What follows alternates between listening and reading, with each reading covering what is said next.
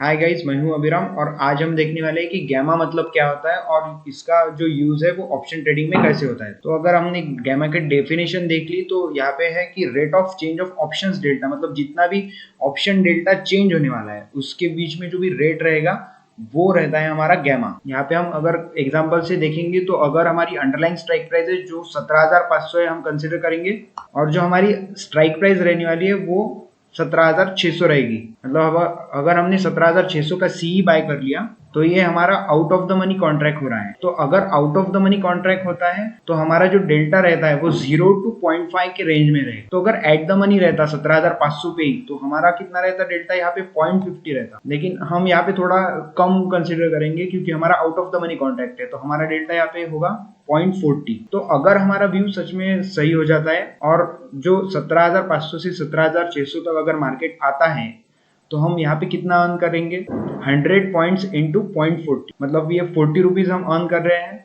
मतलब अगर हमारा 100 रुपीज पर शेयर अगर हमारा कॉन्ट्रैक्ट है तो 100 rupees per share into 50 shares पर स्लॉट इक्वल्स टू हमारा 5,000 हो जाएगा। मतलब ये हमारी कॉस्ट प्राइस रहने वाली है। लेकिन अगर हमने एट द मनी कॉन्ट्रैक्ट लिया होता तो हमारी कॉस्ट प्राइस तो 5,000 ही रहती, लेकिन हमारा जो डेल्टा है वो 0.50 रहता। तो हमारी जो 100 रुपीज अगर 100 पॉइंट्स अगर निफ्टी अप भी जाता तो 100 पॉइंट्स इंटू 0.50 मतलब 50 रुपीज का हमारा प्रॉफिट होता। तो हमारा यहाँ पे आउट ऑफ द मनी अगर कॉन्ट्रैक्ट है तो 2,000 यहाँ पे हमारा प्रॉफिट होगा। लेकिन अगर हमारा एट द मनी कॉन्ट्रैक्ट है तो हमारा 2,500 हो रहा था। तो यहाँ पे 500 रुपीज से हमारा प्रॉफिट कम हो गया क्योंकि हमने out of the money contract लिया था।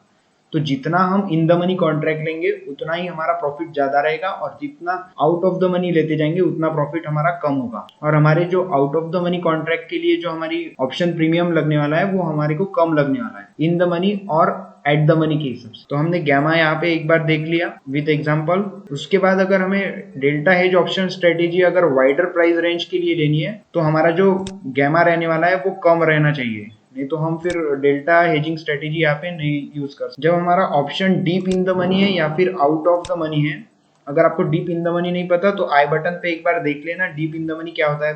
तो अगर हमारा option deep in the money या फिर आउट ऑफ द मनी है तो हमारा यहाँ पे जो गैमा है वो स्मॉल रहेगा। लेकिन अगर हमारा ऑप्शन नियर होता है, नियर मतलब 100 200 300 पॉइंट आगे पीछे अगर होता है या फिर एट द मनी रहता है तो यहाँ पे हमारा जो गैमा है वो लार्जेस्ट रहेगा। मतलब ऐसे अगर गैमा लार्जेस्ट रहता है तो हमारी जो बाइंग रेंज है उसके लिए हमारे को एक चांस मिल जाता है। अब अगर ये पॉइंट में देख लेंगे एज ऑप्शन बायर हमें क्या करना है, aim to buy with higher gamma value. अगर हायर गैमा वैल्यू है तो हमारे को यहाँ पे बाइंग का डिसीजन हम ले सकते हैं। और जो भी हमारे लॉन्ग ऑप्शन है उनका पॉजिटिव गैमा रहने वाला है, और जो भी हमारे शॉर्ट ऑप्शन रहने वाले हैं उनका निगेटिव गैमा रहने वाला है। अगर आपने कॉल ऑप्शन बाय कर लिया है इन द मनी में तो हमारा जो ऑप्शन डेल्टा है वो बहुत ज्यादा फास्ट मूव करने वाला है 1 की तरफ, और इसी के कारण हम बहुत ज्यादा प्रॉफिट कमा लेते हैं अगर हमारा प्रेडिक्शन सही रहता है तो। लेकिन अगर ऐसे केसेस में हमारा प्रेडिक्शन गलत हो जाता है तो उतना ही ज्यादा लॉस हमें हो सकता है। इसलिए ये दोनों चीजों में एक बैलेंस बनाना बहुत ज्यादा इंपॉर्टेंट हो जाएगा। आई बिलीव गाइस कि आपको ये वीडियो बहुत अच्छी लगी हो,